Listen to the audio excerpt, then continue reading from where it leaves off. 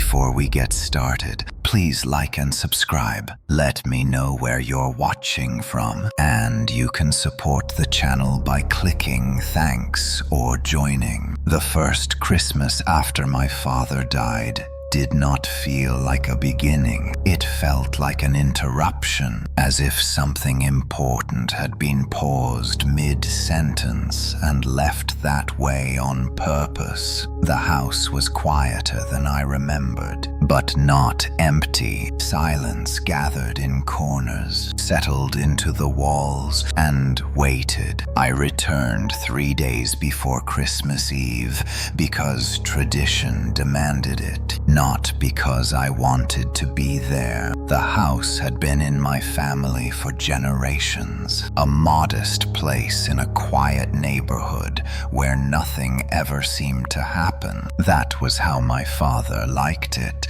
Predictable, contained, safe.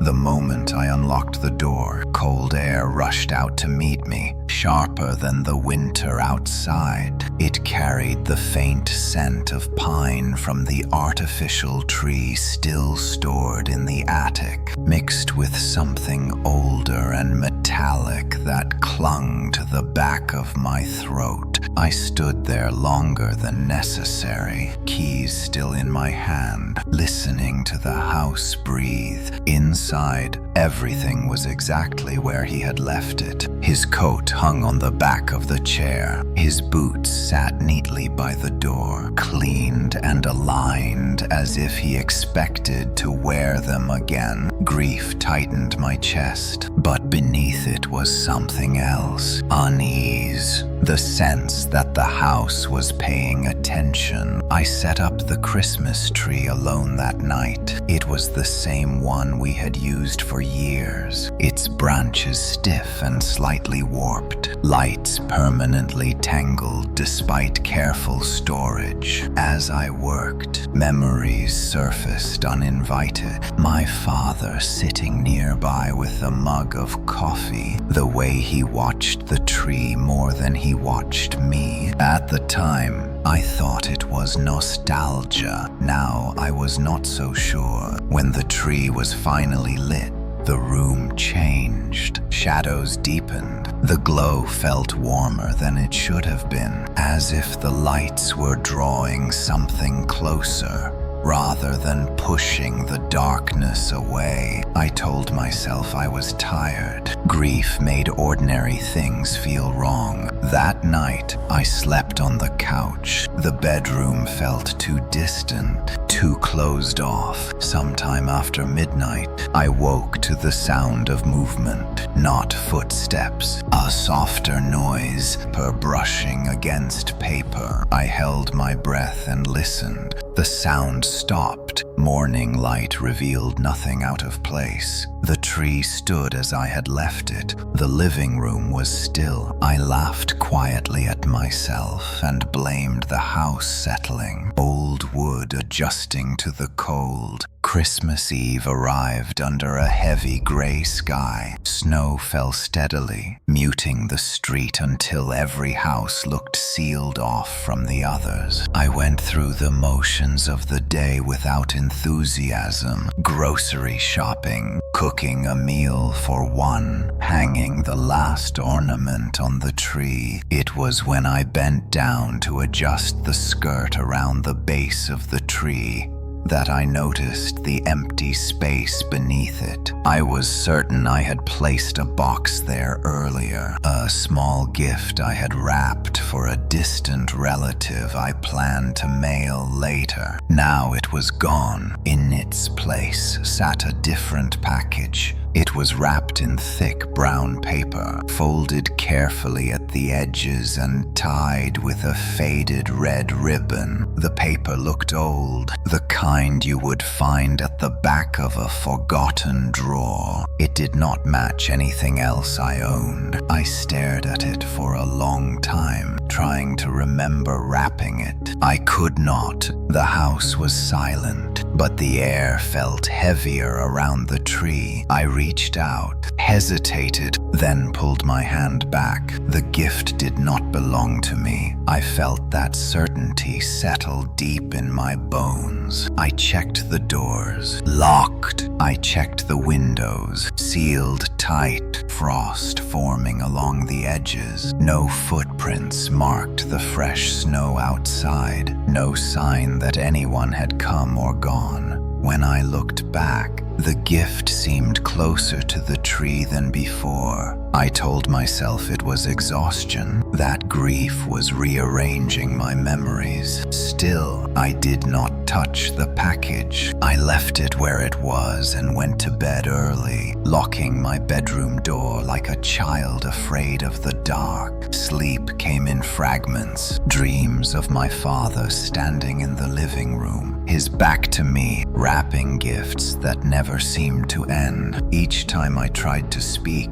my voice disappeared. I woke just before dawn. The living room lights were on. I crept down the hallway, heart pounding, every floorboard sounding louder than it should have. The tree glowed softly, exactly as I had left it. The gift was still there. A small tag now hung from the ribbon. I did not need to pick it up to read the words. For the departed, the letters were written in careful, uneven handwriting that I recognized immediately. My father's. The room felt suddenly too small, the air pressing in on me from every side. My hands trembled as I backed away, my mind racing for an explanation that did not exist. I understood then that the last gift left under the tree was never meant to be open. It was meant to be noticed, and whatever had placed it there was still in the house with me. By the time Christmas Eve arrived, the house no longer felt like mine.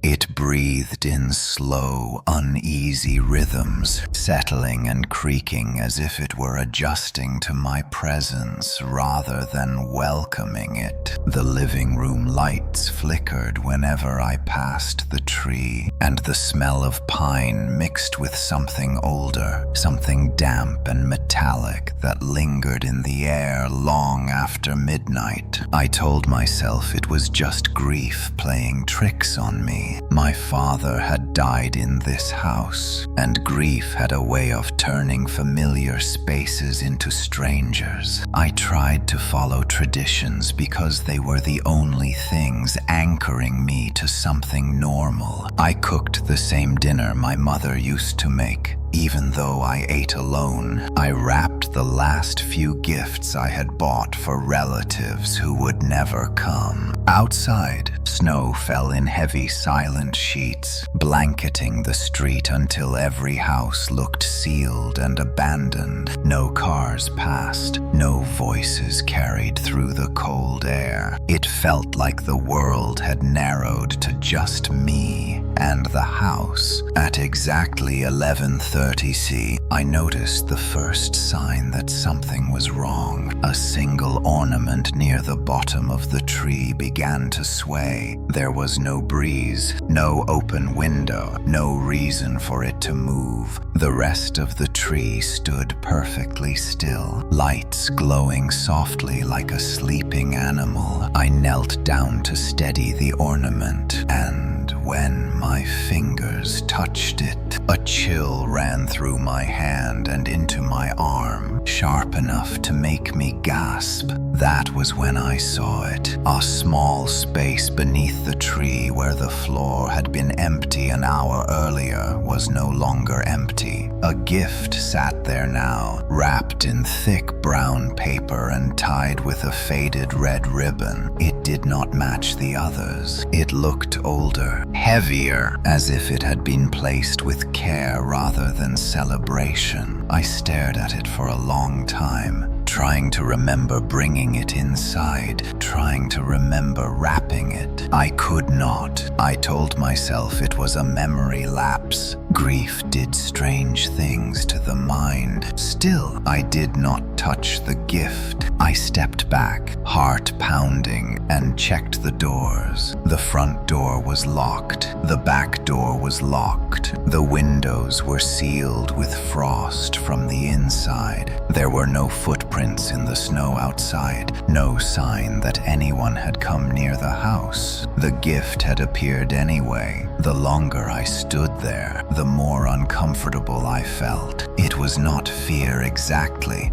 but a sense of being watched, as if the house itself was paying attention to me. I turned off the lights and went upstairs, telling myself I would deal with it in the morning. Sleep came in shallow bursts, filled with dreams of whispers and paper tearing slowly in the dark. I woke just before dawn to the sound of movement downstairs. It was not footsteps. It was a dragging noise, soft but deliberate, like something being pulled across the floor. I lay still, holding my breath, listening. The sound stopped as suddenly as it had begun. When I finally worked up the courage to get out of bed, the house was silent again. The gift was still there when I went downstairs, closer to the tree now. I knew it had moved. I could feel it in my bones. The ribbon was tighter, the knot more deliberate, as if someone had retied it while I slept. I noticed a tag attached to the ribbon, yellowed with age. Written in careful, uneven handwriting were 3 words: "For the departed." My mouth went dry. I had not written that.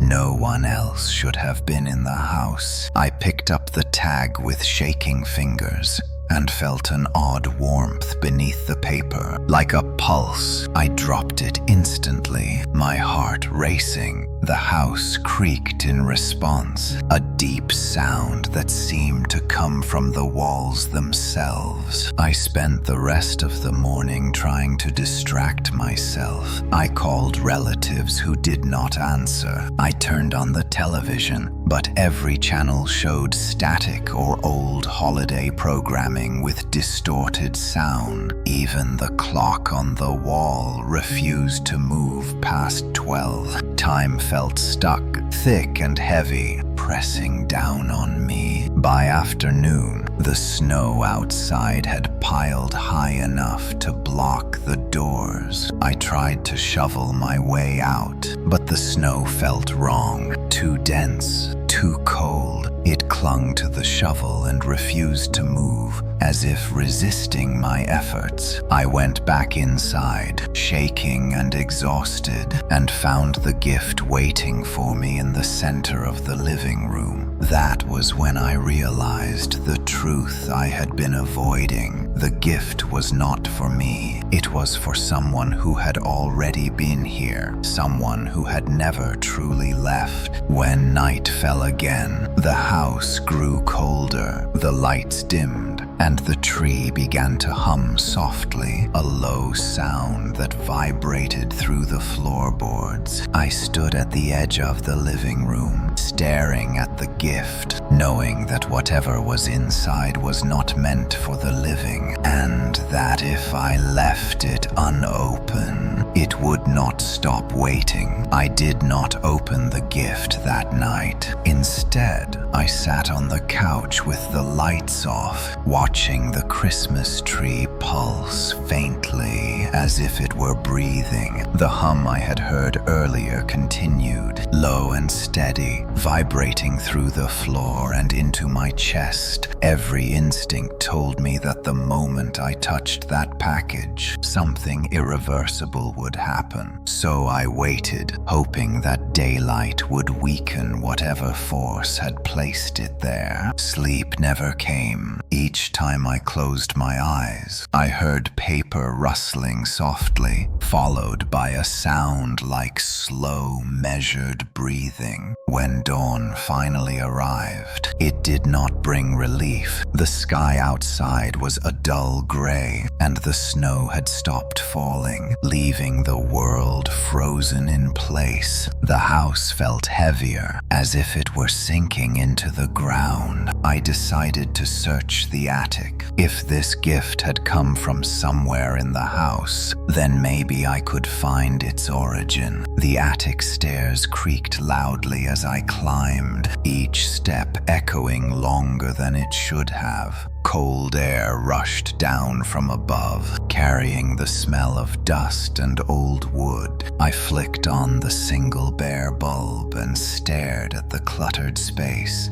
Boxes lined the walls, all carefully labeled in my mother's handwriting. Christmas decorations, old clothes, photographs. I moved slowly, my breath fogging in the cold air, until I noticed a box pushed far back into the corner. Unlike the others, it had no label. Its lid was sealed with brittle tape that cracked loudly when I pulled it open. Inside were gifts, dozens of them, wrapped in the same thick brown paper, tied with the same faded red ribbon. My heart pounded as I lifted one out. It was heavier than it looked, solid and unyielding. A tag hung from the ribbon, yellowed and curled at the edges. The handwriting was familiar. It was my father's, the same careful, uneven letters he used on every card he had ever given for the departed. I dropped the box and stumbled back,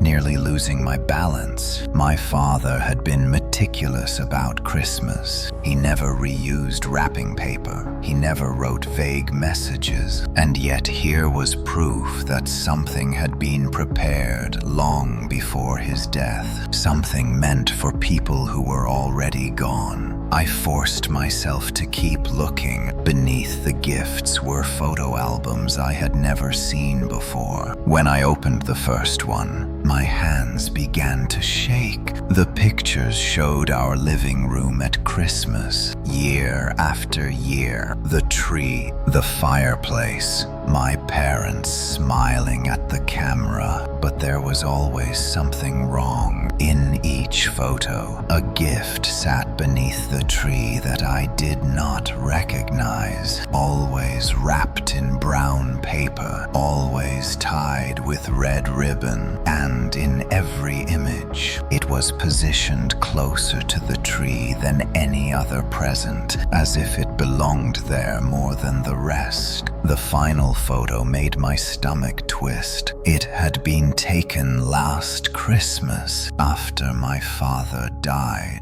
I remembered that night clearly. I had been alone, sitting where I sat now, staring at the tree and trying not to cry. And yet the photo showed me standing in the living room, my hand resting on a familiar brown-wrapped gift. The tag was visible, for the departed. I slammed the album shut and backed away. I had not taken that photo. No one had. When I returned downstairs, the gift was no longer in the center of the room. It was back under the tree, nestled among the branches like it had always been there. The lights flickered as I approached, and the hum grew louder, almost expectant. That was when I heard the voice. It came from behind me, low and strained, as if it were forcing its way through something thick and heavy. You should not keep what is not yours. I spun around, heart racing, but the room was empty. The voice had sounded like my father, not a perfect imitation, but close enough to make my chest ache. I whispered his name, hating myself for it. The house answered with a long, settling creak. The temperature dropped suddenly, my breath turning white in the air. The tree lights dimmed until the room was lit only by their weak glow. Slowly, The gift began to slide forward on its own, scraping softly against the floor. I backed away, my legs shaking. Memories flooded my mind. My father sitting by the tree late at night, wrapping gifts alone, talking to himself when he thought no one was listening. I had always assumed it was habit. Now I wondered who he had been speaking to. The voice came again, closer this time. "It is waiting." I fled upstairs and locked myself in my bedroom, pressing my back against the door, as if that could keep the house out. I did not sleep. I listened as the floorboards creaked beneath slow, deliberate movement. Something was being carried, something heavy. When morning came, the house was silent. I opened my door cautiously and stepped into the hallway. At the top of the stairs sat a single brown-wrapped gift. The ribbon was perfectly tied. The tag was new. It bore my name. That was when I understood the final truth. The gift under the tree was not just for the dead. It was an invitation, and it was slowly working its way toward me. I did not touch the gift with my name on it. I stood at the top of the stairs for a long time,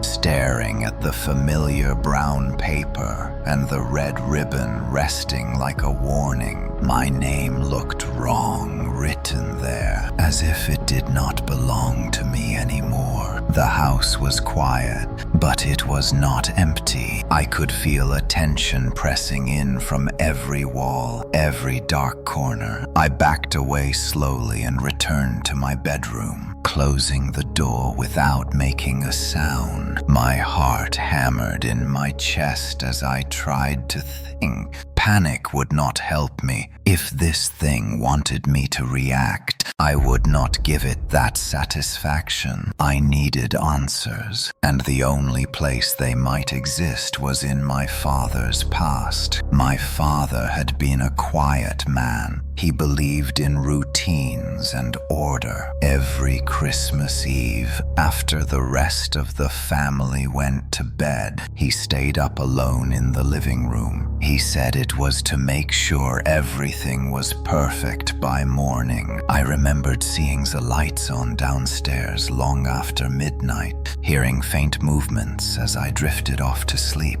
At the time, it had felt comforting. Now those memories carried a weight I could barely stand. I went to his old study at the end of the hallway. The door resisted when I tried to open it, sticking as if it had not been used in years. Inside, the air was stale and cold. Books lined the shelves, their spines faded. His desk sat beneath the window, untouched, a thin layer of dust coating its surface. I ran my fingers along it, feeling the familiar grooves where he used to rest his hands. In the bottom drawer, beneath stacks of old bills and notebooks, I found a small leather journal. I did not recognize it. The cover was cracked with age, and there was no name written inside. When I opened it, the pages were filled with my father's handwriting. The entries were not dated.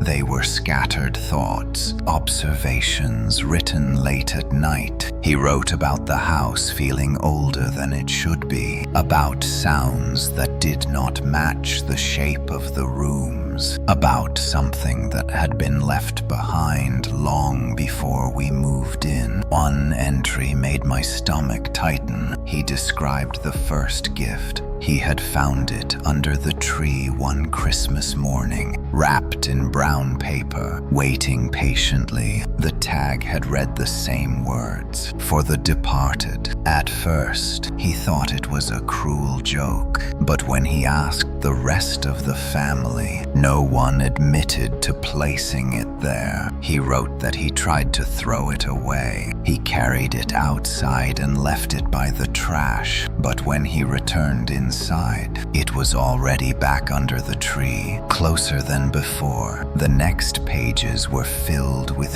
fear. He wrote about learning the rules. The gift always appeared at Christmas. It always waited, and if it was ignored, the house grew restless. Things moved. Voices whispered. Dreams turned dark. The only way to keep the peace was to acknowledge it. He never wrote what was inside. The final entry was shorter than the rest. The handwriting was shaky, uneven. He wrote that the gift was never meant to be opened by the living. It was meant to be passed on. Each generation inherited the responsibility. Each generation was protected as long as they prepared the offering. My hands shook as I closed the journal. The house creaked softly, as if reacting to my discovery. I suddenly understood why my father never left the house on Christmas Eve, why he stayed awake until dawn. He had been guarding something. I went back into the hallway. The gift at the top of the stairs was gone. Panic surged through me as I rushed downstairs. The living room lights were dim, the tree barely glowing. The gift with my name on it now sat beneath the branches, placed carefully among the others that had appeared overnight. There were more now, 3 of them, all identical, all waiting. The hum returned, louder than before. It filled the room, vibrating in my teeth. I felt dizzy, unsteady on my feet.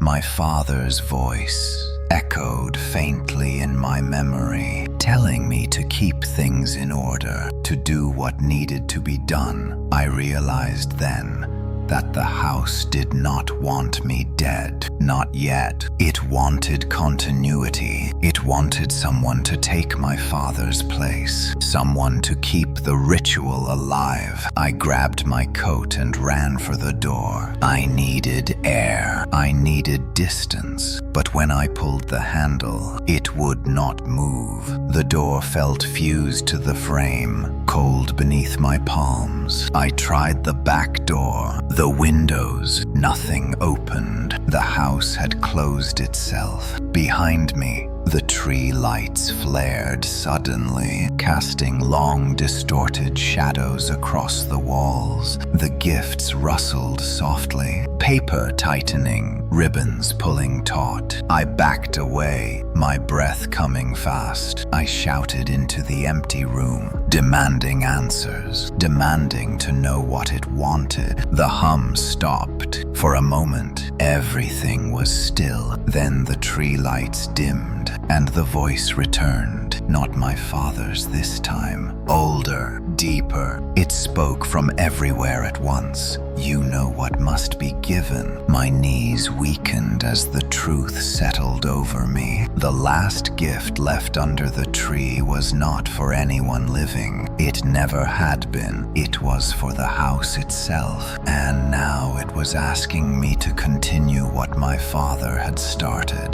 The gifts waited patiently, as they always had. And I knew that Christmas was far from over. I spent the rest of the day pacing through the house, the journal never leaving my hands. Every room felt altered now, as if the walls had shifted slightly while I was not looking. Shadows stretched where they should not have, and the air carried that same metallic scent, stronger than before. The gifts under the tree remained perfectly still, but I could feel their presence even when I was upstairs. They were not passive objects. They were reminders. I tried to leave again once the sun dipped low in the sky. I told myself that daylight had held whatever power controlled the house at bay, and that night would only make things worse. I packed a bag with essentials, avoiding the living room as much as possible. When I reached the front door, the handle turned this time. For a brief moment, hope flared. The door opened only a few inches before stopping. Outside, the world looked wrong. The street beyond my porch was gone, replaced by a flat expanse of snow that stretched endlessly in every direction. There were no houses, no trees, no sky, just white, featureless space that swallowed sound and depth. Cold air rushed in, carrying a pressure that made my ears ring. I slammed the door shut, gasping for breath. My reflection stared back at me from the glass, pale and shaking. The house had not trapped me inside. It had erased everything else. That night, the dreams returned. I saw my father sitting by the tree, wrapping gifts with slow, deliberate movements. He was not alone. Shapes stood just beyond the light, watching him work. They had no faces, only outlines that shifted and folded in on themselves. Each time he finished a gift, one of the shapes leaned closer, as if inspecting his work. When I woke, my throat was raw, my voice gone from screaming. The house was quiet, almost respectful. I went downstairs, bracing myself for what I would find. There were more gifts. They filled the space beneath the tree now, stacked neatly, their ribbons aligned. The hum was constant, no longer subtle. It felt like standing beside a generator, the vibration buzzing through my bones. I counted them without meaning to. 7 gifts, one for each year since my father first found the original. I remembered his final Christmas clearly now. How tired he had looked, how he insisted on staying awake, how he smiled at me in a way that felt like an apology. He had known his time was ending, and he had been preparing me without ever saying a word. The journal mentioned protection. The house had kept us safe. He wrote, safe from accidents, safe from illness, safe from the things that took other families quietly in the night. In exchange, it demanded recognition, an offering, a gift for those who no longer belonged to the world of breath and warmth. I realized then that the house was not haunted. It was hungry. As evening fell, the temperature dropped sharply. Frost crept along the walls, delicate patterns spreading like veins. The tree lights flickered, casting the room in stuttering shadows. I sat on the floor across from the gifts, the journal open in my lap, reading the same passages again and again, hoping I had missed something. There was a rule my father had written only once: never open the gift, not under any circumstances. To open it was to invite what waited beyond the paper into the world of the living. The gift was a boundary, not a container. A soft sound interrupted my thoughts. Paper tearing. I looked up in time to see one of the gifts shift. The ribbon loosened slightly, fibers snapping with a faint whisper. Panic surged through me as I scrambled backward. I shouted for it to stop, my cracked voice barely audible. The tearing stopped. The ribbon tightened again, smooth and perfect, as if it had never moved. The house creaked in disapproval. The voice returned, filling the room with pressure. "You are late." My chest tightened. Late for what? I wondered. For understanding, for acceptance, for taking my place. The journal slipped from my hands as exhaustion washed over me. I had not slept properly in days. My thoughts blurred, fear blending with grief until I could no longer separate them. I whispered into the darkness, asking what it wanted from me. The lights dimmed in response, and the hum softened into something almost gentle. Remember us. Images flooded my mind, faces I did not recognize. Men and women standing where my family once stood, celebrating Christmas in this same house.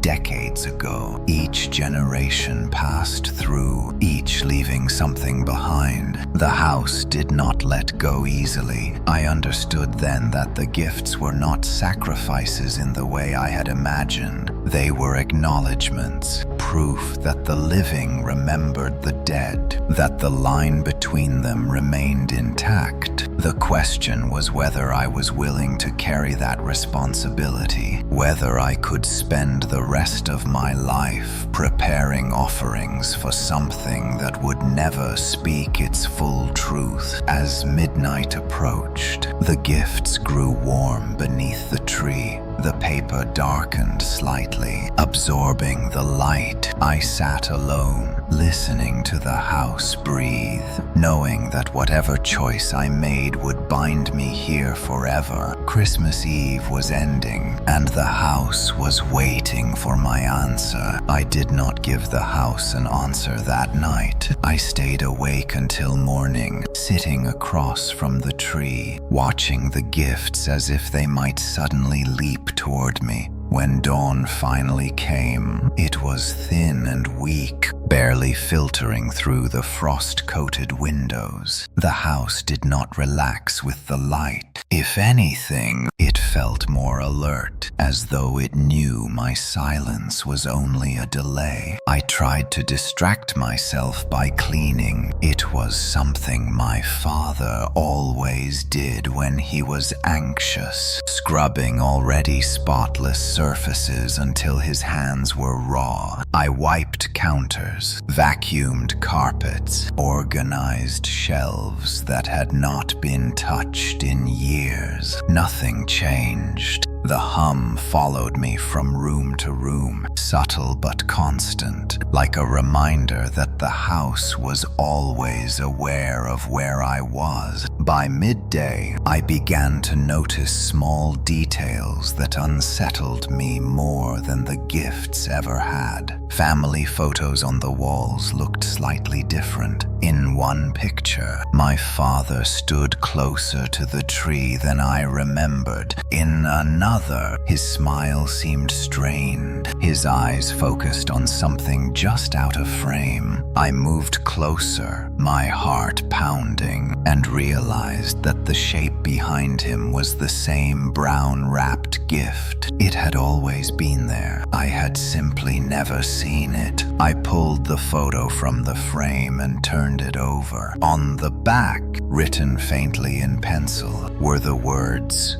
"Christmas is watching." The house creaked softly, almost approving. I went back to the attic, driven by a need to know how far this went. I opened more boxes, digging past decorations and old clothes, until I found a stack of brittle papers tied with twine. Letters, all addressed to my father. None had stamps. The handwriting varied, but the message was always the same. "Thank you for remembering us." My stomach twisted as I read through them. Some letters were decades old, the paper yellowed and fragile. Others were recent, written only a few years before my father died. Whoever wrote them did not age. Their gratitude never changed. I sat down hard on an old trunk, my head spinning. My father had not been alone in his duty. He had been observed, judged, appreciated. That afternoon, the house tested me. It started with the sound of footsteps upstairs, slow and deliberate, Pacing the hallway outside my bedroom, I stood at the bottom of the stairs, staring up into the shadows, my pulse pounding in my ears. I knew better than to call out. Whatever it was wanted acknowledgement. Silence was my only defense. The footsteps stopped. Then something heavier moved, dragging along the floor. The sound traveled down the stairs, each scrape sending a jolt of fear through me. I backed away, my heel catching on the rug, nearly falling. A gift appeared at the bottom step. It had not been there a second earlier. The ribbon was tight, the paper flawless. I stared at it, my chest burning. The house was no longer waiting politely. It was pushing. I remembered another rule my father had written in the margins of his journal. Never let fear make the decision for you. Fear pleased the house. I forced myself to breathe slowly. Carefully, I knelt and slid the gift aside, clearing the staircase. The hum deepened, vibrating through the floor. The house did not stop me. It watched. As evening fell, the snow outside shifted. I could see movement beyond the windows now, shapes pressing against the white emptiness. They did not have form, only density, like shadows carved from fog. When I approached the glass, they retreated, melting back into nothing. I understood then that the house was not the source. It was a gateway. That realization settled heavily in my chest. My father had not been feeding the house. He had been maintaining a boundary, keeping whatever waited beyond from crossing fully into this world.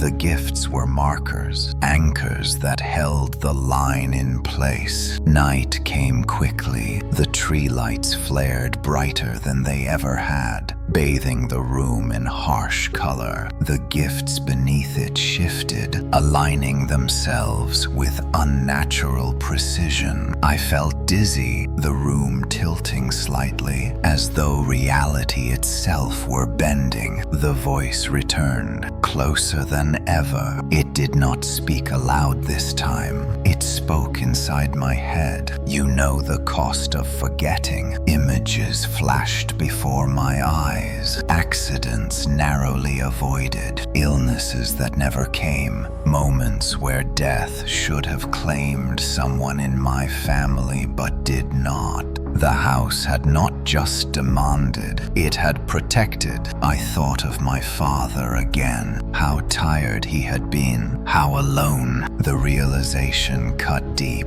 He had carried this burden without ever sharing it, and now it was mine. I whispered that I needed time. The house responded with silence. No hum, no creak, nothing. The sudden absence of sound was more terrifying than the noise had been. Minutes passed, then hours. I sat in the dark, afraid to move, afraid to breathe too loudly. Just before midnight, the hum returned, softer, almost patient. A new gift appeared beneath the tree, smaller than the others. The tag bore a single word: remember. Tears burned my eyes as I stared at it. The house was not asking for my life, not yet. It was asking for my commitment, my willingness to take my father's place and keep the boundary intact. I did not touch the gift, but I did not turn away either. Outside, the shapes in the snow pressed closer, watching, waiting, and for the first time, I wondered how long the house could hold without me. I began to understand the house the way you understand a living creature, not through logic, but through habit. I learned which floorboards complained when stepped on too quickly, which rooms felt heavier after sunset, which corners of the house carried a pressure that made my skin prick. prickle. The gifts beneath the tree remained, but they no longer frightened me in the same raw way. Fear had burned itself out, leaving behind something colder and more dangerous. Acceptance. That morning, I found the journal open on the kitchen table. I knew I had left it upstairs. The pages fluttered slightly, though the air was still. A new line had been written beneath my father's final entry, the ink darker, fresher. "You are not alone." My hands shook as I traced the words. The handwriting was not my father's, yet it carried the same careful weight. The house had begun to communicate more directly now that it sensed my hesitation weakening. I made myself breakfast out of routine, though I barely tasted it. Each bite felt like an obligation rather than nourishment. Through the doorway, I could see the tree glowing softly, the gifts arranged with deliberate care. They no longer shifted suddenly, they waited. I decided to test the boundary my father had guarded for so long. In the garage, beneath shelves of forgotten tools, I found a locked cabinet. I remembered my father warning me never to open it, though he had never explained why. The lock resisted at first, then snapped open with a sharp crack. Inside were objects wrapped in cloth. I unwrapped one slowly and felt my stomach tighten. Old ornaments, not festive ones, but crude shapes carved from wood and bone. Each bore marks worn smooth by repeated handling. Symbols I did not recognize were etched deeply into their surfaces. They radiated a faint warmth, like embers buried under ash. When I carried one into the living room, the house reacted instantly. The hum rose in pitch, sharp enough to make my ears ring. The tree lights brightened, casting frantic shadows across the walls. I dropped the ornament, heart racing. The house did not want these moved. That was when I realized my father had not only prepared gifts, he had prepared defenses. I spent the afternoon cataloging what I found in the garage and attic. More symbols, more objects meant to anchor, to stabilize. Everything my father had hidden pointed to one truth. The boundary was weakening. As night fell, the snow outside shifted again. The white void pressed closer to the windows,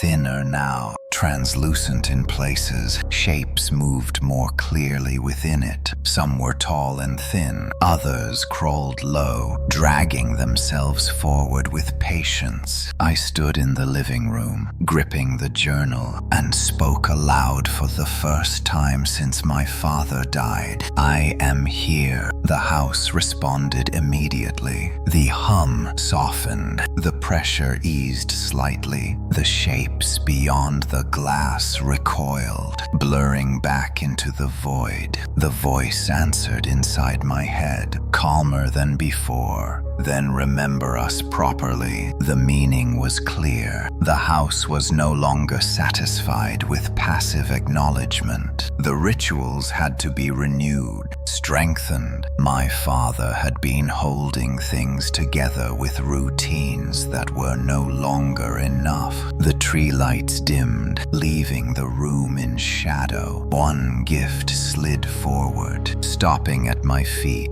This one was different. Smaller, wrapped more carefully. The tag did not bear a name. It bore a date. Tonight, I knew what it meant. A choice had to be made before midnight. Not an opening, not a sacrifice, a reaffirmation. I carried the gift to the fireplace and knelt, my hands steady despite the fear curling in my chest. I did not untie the ribbon. Instead, I placed my palm flat against the paper and spoke the names my father had written in the journal. names of those who had lived in the house before us, names that had faded from memory. With each name, the house seemed to exhale. The hum deepened into something almost like relief. The shapes outside retreated further, their outlines thinning by the time I finished. The gift was warm beneath my hand. The paper darkened slightly, absorbing the words. When I stood, it slid back beneath the tree on its own, settling into place among the others. Midnight passed quietly. For the first time since Christmas Eve began, the house felt stable, not safe,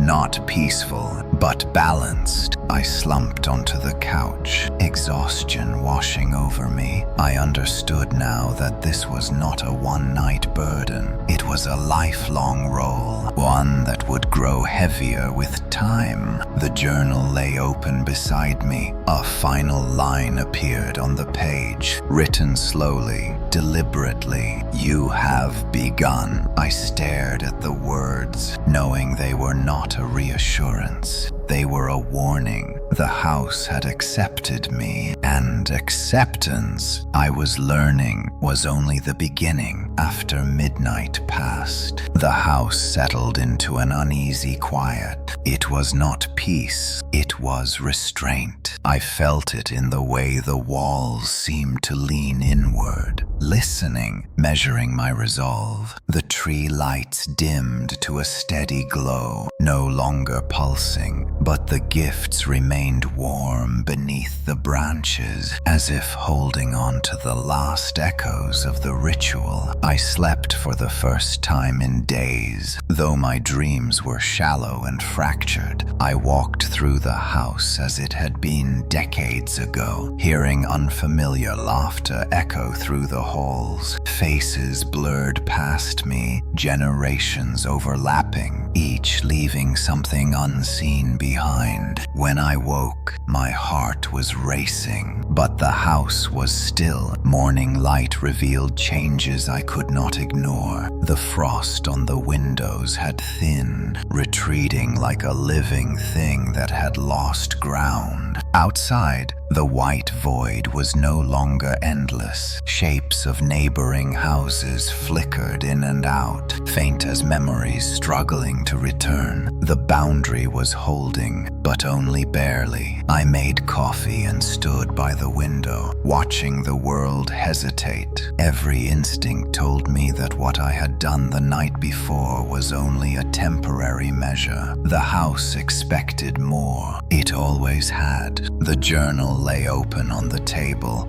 its pages heavy with the weight of names and warnings. A new section had appeared overnight, the paper rougher, older than the rest. My father's handwriting filled the margins, tighter and more urgent. He wrote about seasons when the gifts multiplied faster than usual, about winters when the snow pressed too close and the voices grew louder. Those were the years he had failed to prepare properly, years when he had been distracted by work, by exhaustion, by the hope that the house no longer needed him as much. He was wrong. I spent the day following his notes, retracing steps he had taken years before. In the basement, behind a false wall, I found a shallow alcove lined with chalk symbols. At its center was a metal box, heavy and cold to the touch. Inside lay folded papers, brittle with age. They were names, not written once, but repeatedly, layered over one another until the ink bled through the pages. Names of people who had died in the house, names of people who had lived nearby and vanished. Some were crossed out, others circled. All of them were familiar in the way nightmares are familiar. The realization hit me slowly, settling like ice in my chest. The house did not choose randomly. It remembered. It cataloged. When I returned upstairs, the living room felt different. The gifts had rearranged themselves again, forming a rough circle beneath the tree. The hum had returned, steady and insistent. That evening, the voice spoke without warning. You remember the names. Now remember the cost. The temperature dropped sharply, plunging the room into bitter cold. My breath fogged as images flashed before my eyes. Moments my father had never written down. Neighbors moving away suddenly. A man slipping on icy steps and never rising. A child who wandered into the snow and was never found. The house had not only protected, it had balanced. I sank to my knees, the weight of that truth crushing me. The gifts were not acknowledgements alone. They were transactions. The boundary demanded equivalence. I shouted into the empty room, refusing to accept it. The house responded by shaking violently, books tumbling from shelves, ornaments clattering to the floor. The tree lights flared harshly, illuminating the gifts as they tightened their circle. The voice pressed into my skull. Balance must be kept. I remembered the smallest gift from the night before. Remember, it had not been a plea. It had been a lesson. I forced myself to breathe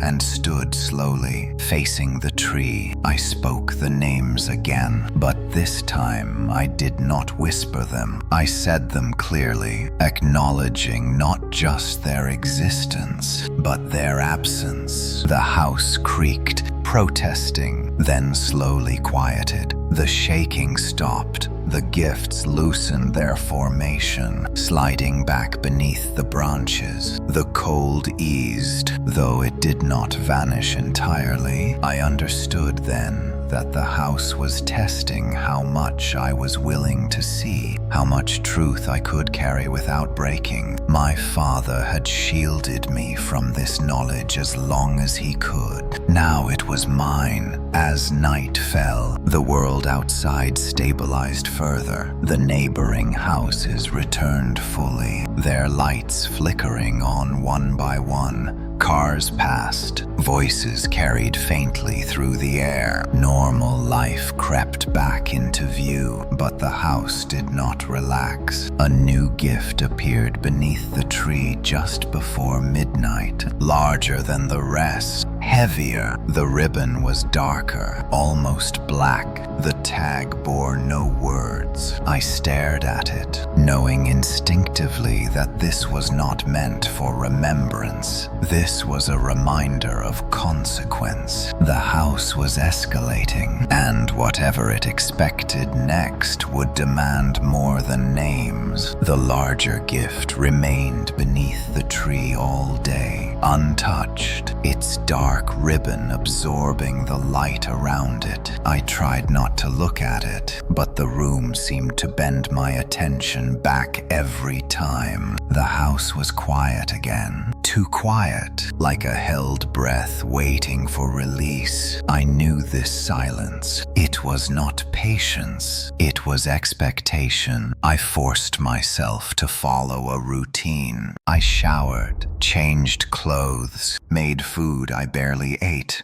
Each ordinary action felt staged, fragile, as if the world might collapse the moment I acknowledged how thin normalcy had become. The journal stayed with me, its weight a constant reminder that knowledge could not be put back once uncovered. By midday, I noticed movement outside the windows again, not the distant shifting of the void from before, but something closer, familiar shapes, neighbors walking dogs, a delivery truck slowing at the corner, life returning in pieces, tentative and incomplete. The house allowed it, but only just. I stepped onto the porch for the first time since Christmas Eve. The cold bit deep, sharper than it should have been. The street looked real, solid, but wrong in subtle ways. Shadows lingered too long. Sounds arrived a fraction of a second late. I did not go far. The house watched from behind me, a pressure between my shoulder blades that did not fade until I stepped back inside. That night, the dreams changed. I stood in the living room, but it was not my house. The furniture was older, the wallpaper patterned with designs I did not recognize. Families gathered around the tree, their laughter hollow and distant. One by one, they placed gifts beneath the branches. Brown paper, red ribbon. The pile grew higher until the tree was nearly hidden. Then the laughter stopped. The families turned toward me, their faces empty, mouths opening in unison. Remember the balance. I woke drenched in sweat, the echo of their voices still ringing in my ears. The house was humming softly. Satisfied, I could not avoid the gift any longer. As dusk settled, I approached the tree, every step heavy with dread. The larger package seemed to pulse faintly beneath my gaze. I knelt, close enough to feel the warmth radiating through the paper, but I did not touch it.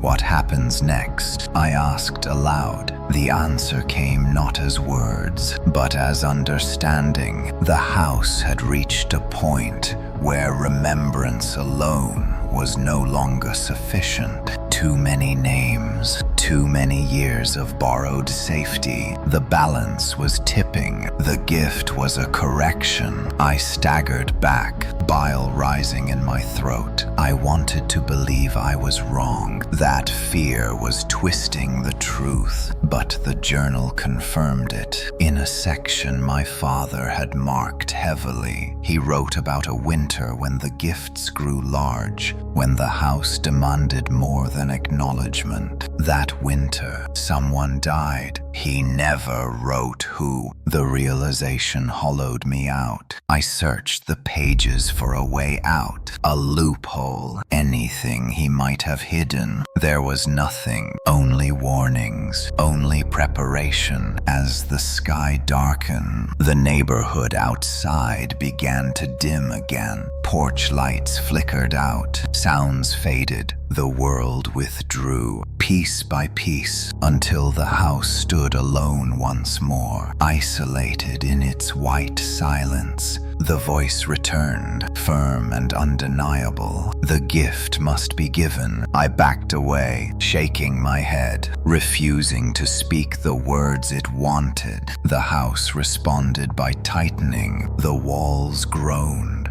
The air grew heavy, pressing down until it was hard to breathe. Somewhere above me, glass cracked. I fell to my knees, overwhelmed. Images flooded my mind. Not strangers this time, but people I knew. Faces from the neighborhood, names from the list in the basement. The house was narrowing its options. I screamed that it could not choose for me, that I would not allow it. The pressure eased slightly. The house listened. Then choose, the voice said. The cruelty of it stole my breath. The house did not need to force the balance. It needed consent. My father had known this. He had lived with it, and in the end, he had paid the price himself. The thought hit me with sudden clarity. My father had not simply died. He had fulfilled the final obligation. The gifts under the tree shifted softly, acknowledging the truth. Tears streamed down my face as I understood the depth of his sacrifice. He had spared me, given me time, hoping I might find another way. But the house did not forget. It only waited. I looked at the larger gift again, at the dark ribbon, at the blank tag. It was not labeled because the name was meant to be chosen. Midnight approached. The hum grew louder, urgent now, vibrating through my bones. The house was losing its hold. Outside, shapes pressed against the windows once more, closer than ever, their outlines sharp and hungry. I had minutes to decide, and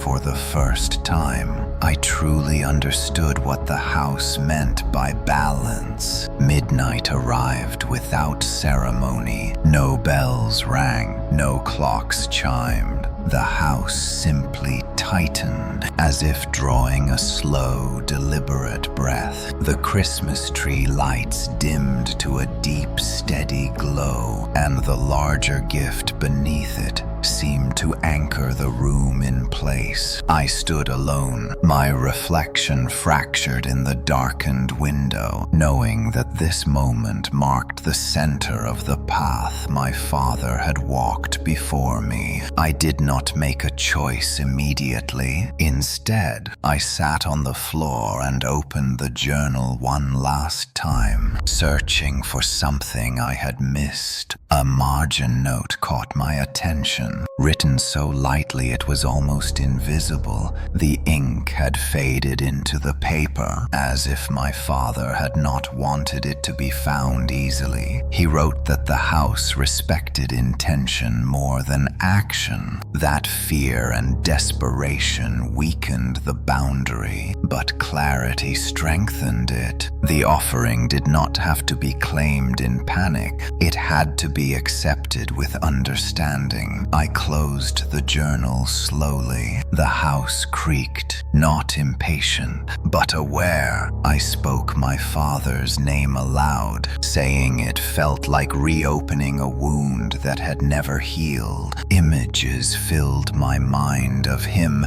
sitting by the tree, hands trembling slightly as he wrapped gifts late into the night. He had known the end was coming, and he had still chosen to stay. I realized then that the larger gift was not a demand for immediate sacrifice. It was a reminder of mortality, a symbol meant to ensure the living did not forget what protected them. The voice returned, quieter now. "You see," I nodded, even though no one stood before me. I told the house that I would not run, that I would not deny what it was or what it required, but I also told it that I would not choose blindly. The air shifted, the pressure eased just enough for me to breathe freely. I lifted the larger gift carefully, surprised by its weight. It was heavier than the others, dense with meaning rather than substance. I carried it to the center of the room and placed it there, away from the tree. The act felt deliberate, controlled. I did not open it. Instead, I did something my father had never written about. I spoke of the living. I named the people in my life, neighbors, friends, even strangers whose faces I barely remembered. I spoke of their presence, their value. With each name, the house responded with a subtle creak, as if recording them. The shapes outside the windows hesitated, their outlines blurring. The boundary held. When I finished, the larger gift slid back beneath the tree on its own, its ribbon loosening slightly. No longer rigid, the house accepted my defiance. Exhaustion washed over me, but it was a cleaner feeling than before, the kind that follows resolution rather than fear. I understood now that my father had not failed. He had reached the limit of what one person could carry alone. Morning light crept in slowly, pale and cautious. The neighborhood outside was fully restored. Cars passed. Children laughed somewhere in the distance. Life continued, unaware of how close it had come to erasure. The house remained quiet, watchful. Later that day, I noticed something new. A small empty space beneath the tree where the larger gift had rested. The absence felt intentional, a promise rather than a threat. I returned to the basement and sealed the alcove my father had built, reinforcing the symbols with fresh chalk. I did not know if it would last, but I knew neglect would hasten failure. That evening, I sat by the tree as darkness fell again. The gifts were still there, but they felt different. Less urgent, less heavy. The house breathed around me, not pressing, not pulling. The journal lay open beside me. A final line appeared, written in the same careful script as before. The balance is yours to keep. I closed the book gently. The weight of responsibility settled over me. Familiar now, almost expected. I knew there would be other winters, other tests. The house would never stop remembering, but neither would I. As the lights dimmed and the tree cast long shadows across the room, I understood that the last gift left under the tree was never meant to be claimed in a single night. It was meant to teach the living how close the dark always was, and how much it cost to keep it away. The days after Christmas passed in a strange, fragile calm. The house did not test me the way it had before. The hum remained, low and distant, like a memory rather than a warning. I went about ordinary routines with care, aware that each action carried weight now. Nothing here was meaningless, not anymore. I kept the journal close, adding my own notes beside my father's. I wrote down the moments when the air felt heavier, when the lights dimmed without reason, when the house seemed to lean closer. Patterns began to emerge. The boundary weakened not only with neglect, but with denial. The house reacted most strongly when I tried to pretend it was nothing more than wood and walls. Neighbors slowly returned to normal rhythms. They waved. They asked polite questions about the holidays. I answered carefully, choosing my words with precision. I sensed that speaking too openly about the house would draw attention it did not want. The journal warned of this. Curiosity was dangerous. Attention was nourishment. One afternoon, a knock came at the door. The sound froze me in place. No one had knocked since Christmas Eve. I approached slowly, heart pounding, and peered through the peephole. A man stood on the porch, bundled against the cold, holding a clipboard. He looked ordinary in every way. I opened the door just enough to speak. He introduced himself as a city inspector. Routine checks, he said. Reports of unusual power fluctuations in the area. His eyes drifted past me, lingering on the hallway behind my shoulder. The house stiffened. I felt it in the sudden pressure change, the way the air thickened between us. I forced a smile and told him everything was fine, that there must be a mistake.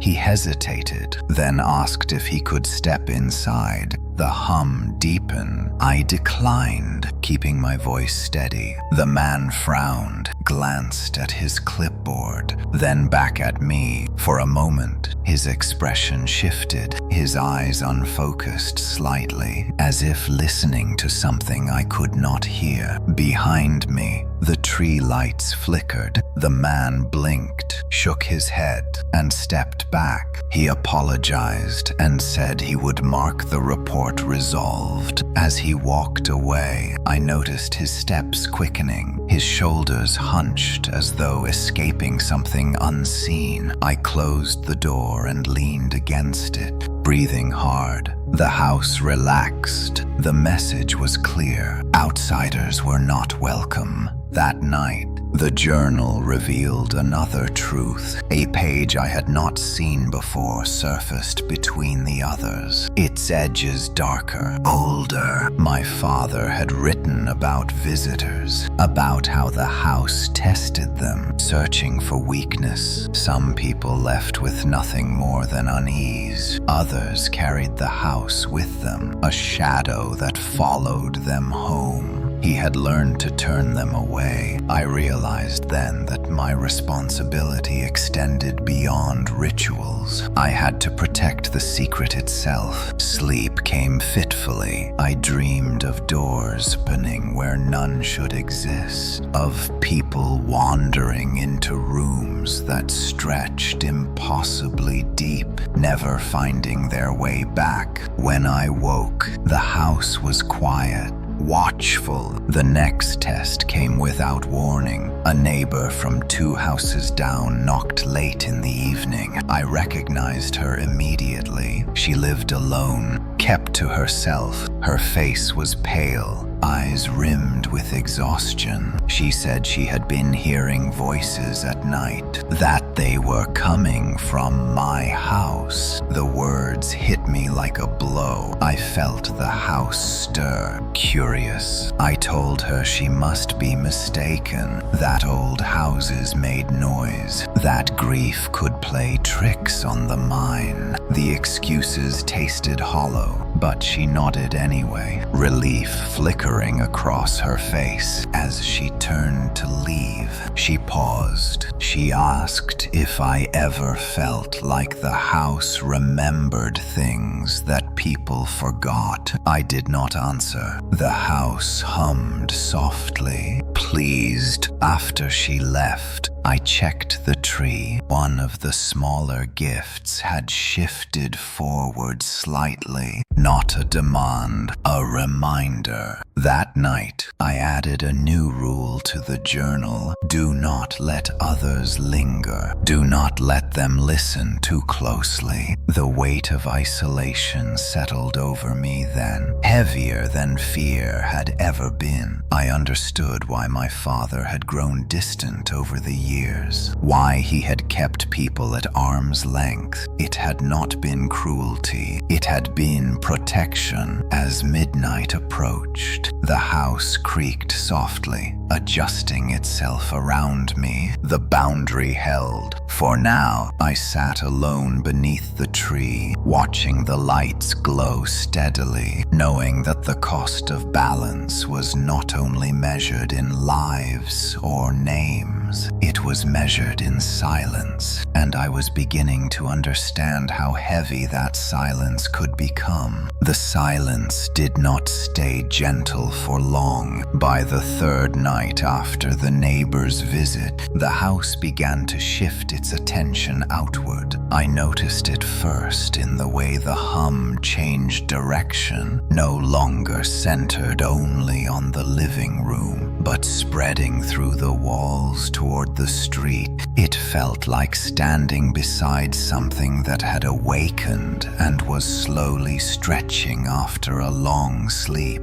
I kept the curtains drawn, but I could sense movement beyond them, not the sharp, hungry pressure from before, but curiosity. The house was listening again, measuring the world beyond its walls. The journal warned me this would happen. My father had written about periods he called thinning, times when the boundary weakened not from neglect, but from proximity, when too many people passed near the house carrying grief, fear, or longing. The house leaned toward them. It did not hunt, it invited. That week, 3 people stopped me while I was outside checking the mail. Casual conversations, polite questions. Each one lingered a moment too long. their eyes drifting toward the windows behind me. I felt the house react every time, a subtle tightening that told me it was aware of them. That night, I heard voices again, not inside the house. Outside, they drifted through the cold air, soft and indistinct, like fragments of conversation carried on the wind. I stood in the dark hallway, heart pounding, listening as the voices gathered near the front of the house. They spoke in tones of familiarity, as if calling to someone they trusted. I recognized one of them. It belonged to the neighbor who had come to me before. Her voice sounded calmer now, reassured. She was not afraid anymore.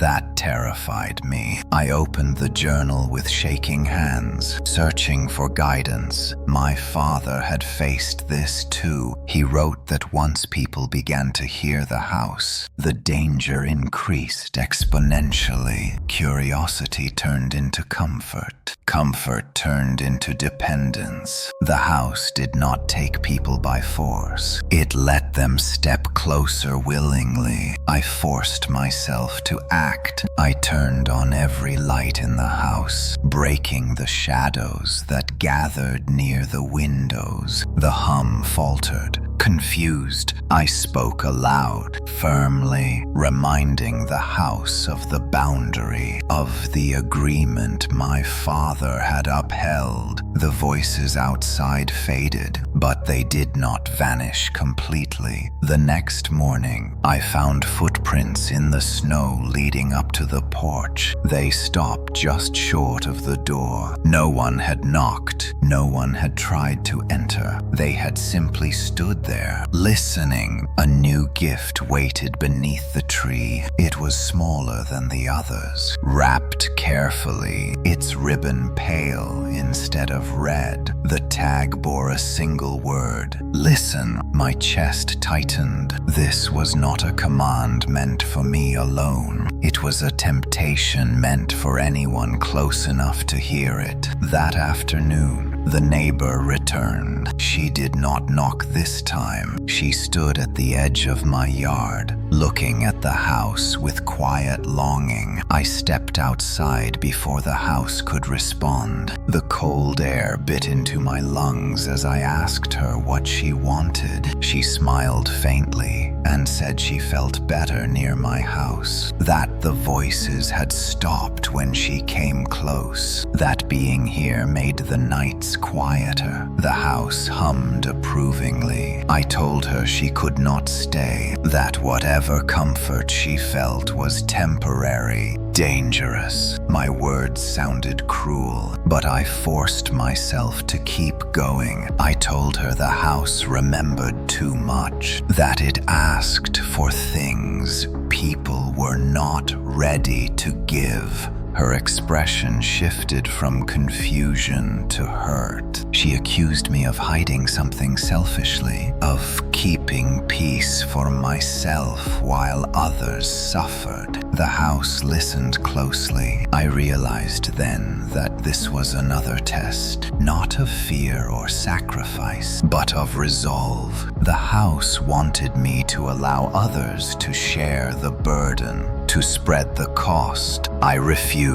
I told her to leave, my voice shaking but firm. I watched as she stepped back, each movement reluctant, as if pulling away from warmth into cold air. When she finally turned and walked down the street, the house shuddered, displeased. That night, the pressure inside the walls increased. The hum grew harsh, erratic. The tree lights flickered violently, shadows twisting across the ceiling. The gifts beneath it shifted restlessly. The voice returned, layered now, multiple tones overlapping. "You deny us," I answered aloud, telling the house that protection was not the same as consumption, that my father had guarded the boundary so others would not have to bear it. The room shook, glass rattled in the cabinets. The house was angry, Then, slowly, it stilled. The hum softened, the lights steadied, the house withdrew its attention inward once more. I sank onto the floor, shaking with exhaustion. I had won this exchange, but I understood the cost. The house would not forget my refusal. It would test me again, in subtler ways. Before midnight, another line appeared in the journal. You choose solitude. I closed the book and looked around the empty house. The truth of that sentence settled heavily in my chest. The balance I kept would isolate me further with each passing year. Outside, the street was quiet again. No voices, no footprints. But I knew the house had learned something new. It had learned how close the world was, and it would remember. After the night, the house learned how close the world was. Nothing felt distant anymore. Every sound carried farther. Every shadow seemed sharper. I moved through the rooms with a careful awareness, as if the house itself were listening to my thoughts as closely as it listened to the street outside. The journal warned that this stage was the most dangerous. My father had written that when the house was denied repeatedly, it grew subtle.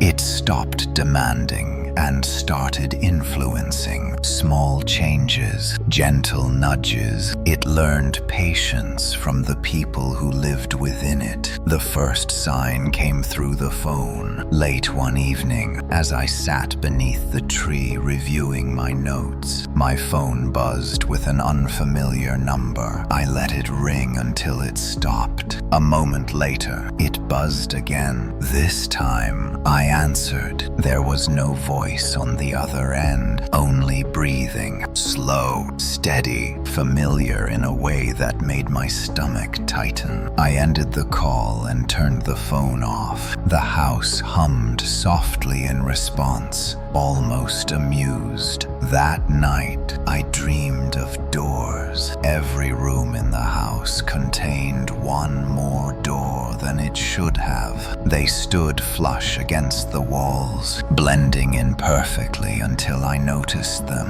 When I opened one, I saw another version of the house beyond it, older, colder, filled with gifts stacked to the ceiling. I woke before dawn, my heart racing. The image burned into my mind. In the days that followed, people began to change around me. The neighbor who had accused me of selfishness avoided my gaze now, her movements stiff and distracted. Others lingered near the house longer than necessary when passing by. Some slowed their cars. Some stopped walking their dogs at the edge of my yard, staring at the windows as if listening for something. The house did not speak to them directly. It whispered. I felt it every time I opened the door. The air outside carried a faint echo of the hum, subtle enough that only those already tired or lonely seemed to notice. The house was learning how to reach beyond its walls without breaking the boundary entirely. That realization terrified me more than any direct demand ever had. I confronted the house that night, standing in the living room with the lights off,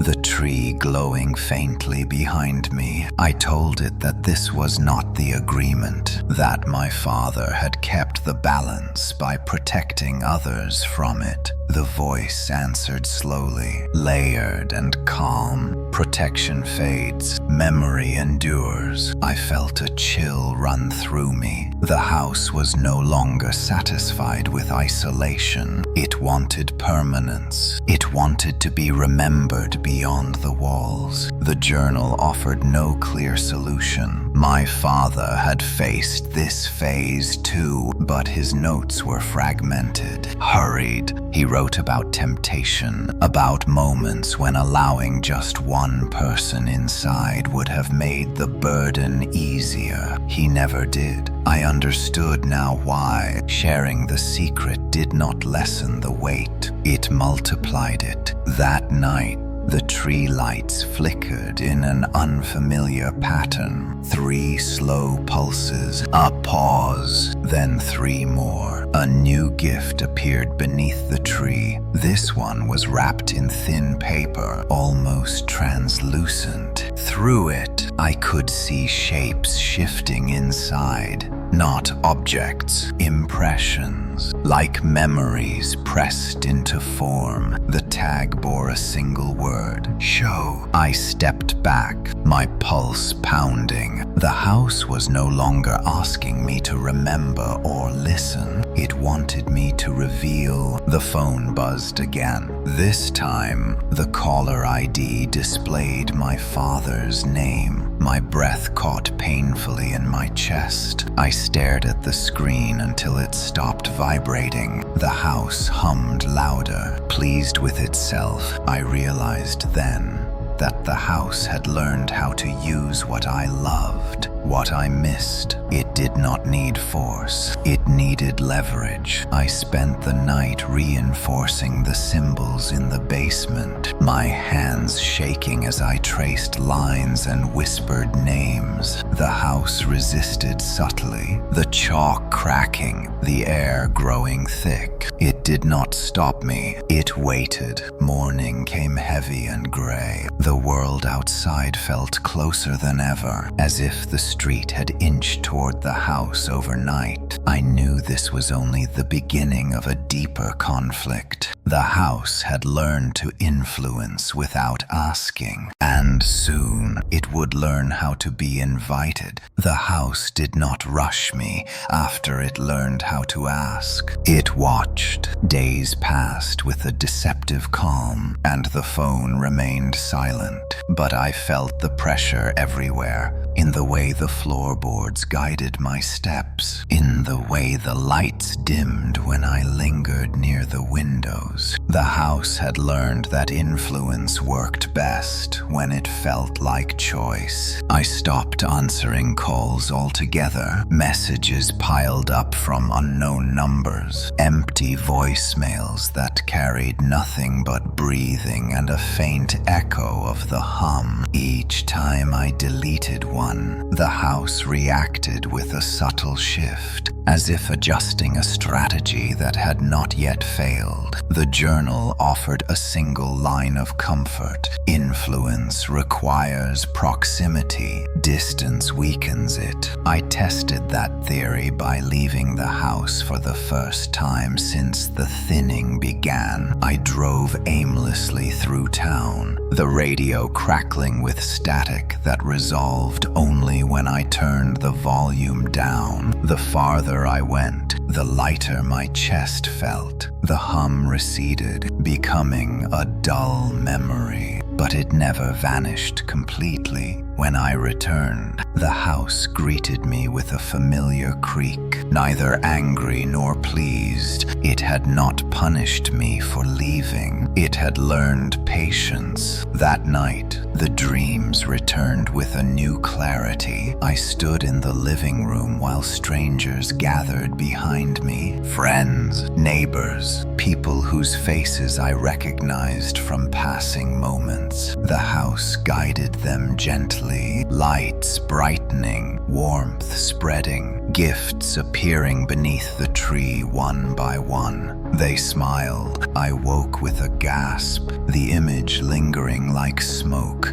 The house hummed softly, almost encouraging. The next morning, I found the front door unlocked. I knew with absolute certainty that I had locked it the night before. The house had never done this. It had sealed doors, fused them shut, erased what lay beyond. This was different, an invitation. I closed the door and turned the deadbolt until it clicked twice. The house did not resist. That frightened me more than if it had. Throughout the day, small disruptions followed. A delivery left at my porch that I had not ordered. A handwritten note slipped through the mail slot with no stamp, just a name, one I recognized from the basement lists. The house was selecting again. I returned to the journal, flipping through pages my father had marked heavily. He had faced this exact turn. His writing grew erratic here, lines overlapping, margins crowded with warnings. He wrote that the house would eventually ask to be known, that secrecy starved it, but revelation fed it too quickly. The balance was not in hiding forever, but in choosing what to reveal and to whom. He never found a perfect answer. That evening, the tree lights pulsed 3 times again. The thin wrapped gift labeled show slid forward, stopping inches from my feet. Through the paper, I saw impressions sharpen, faces forming and dissolving, moments of warmth, relief, the comfort the house offered to those who listen. I felt the temptation keenly to let one person in, to prove to myself that I was not alone. The house leaned closer, the air warming, the hum steady and inviting. The phone buzzed. This time, it was a number I knew, a friend I had not spoken to since my father died. I stared at the screen, my heart racing, and felt the house focus intently. I did not answer. The hum faltered. Just slightly, I carried the thin gift back beneath the tree and turned my back on it. The house creaked, displeased, but it did not escalate. It learned. That night, someone stood on the sidewalk across the street, staring at the house. I watched from behind the curtain as they remained there, unmoving, for nearly an hour. When they finally left, the air felt heavier, charged. The house had extended its reach without my consent. I understood then that this phase was not about resisting temptation alone. It was about preventing escalation. The house could influence, but it still needed permission to cross fully into the world beyond its walls. I spent the night reinforcing every boundary my father had left behind. Chalk symbols, names, intent spoken aloud with steady clarity. The house pushed back gently, testing each line.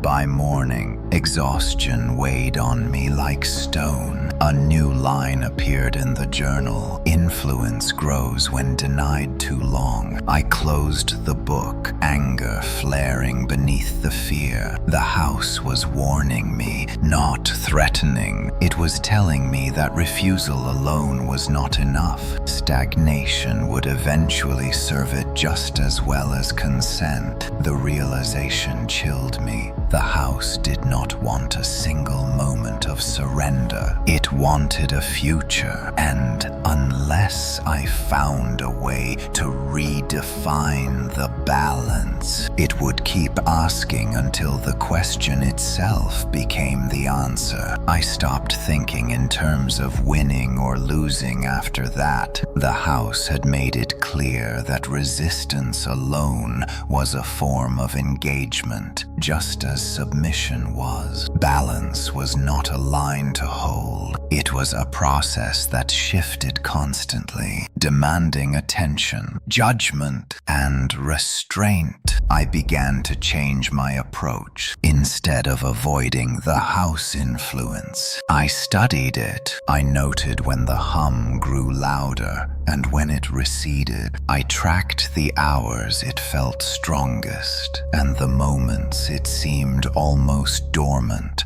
patterns emerged slowly, like shapes surfacing beneath dark water. The house was weakest when remembered quietly, not named aloud, not shown, simply acknowledged without ceremony. I tested this one evening by sitting beneath the tree with the lights turned off, letting the room fall into natural darkness. I did not speak, I did not write, I simply remained present, breathing steadily, holding the awareness of what the house was without feeding it attention. The hum softened, the gifts beneath the tree cooled, their warmth fading until they felt like ordinary packages again. The house did not retreat, but it settled, encouraged. I repeated the practice over the next few nights. Each time, the house responded in small ways. The lights steadied, the air eased, the pressure against my thoughts loosened, but the house was learning too. On the fourth night,